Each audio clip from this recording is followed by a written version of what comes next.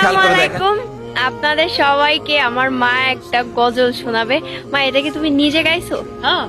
নাকি কারো কোথা থেকে শুনছো? না, আচ্ছা, একটু করো, সবাই শুনুক, বলো।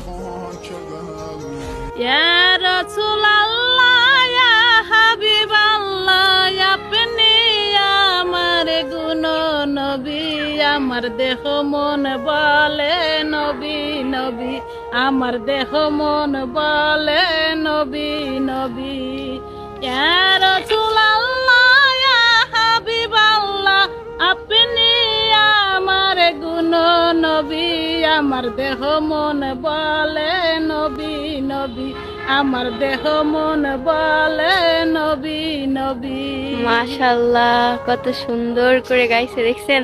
আমার মা কিন্তু একা একাই এটা শিখছে, কিন্তু কোথা থেকে শোনে নাই বা দেখে নাই। সবাই দোয়া করবেন আমার বাবা মা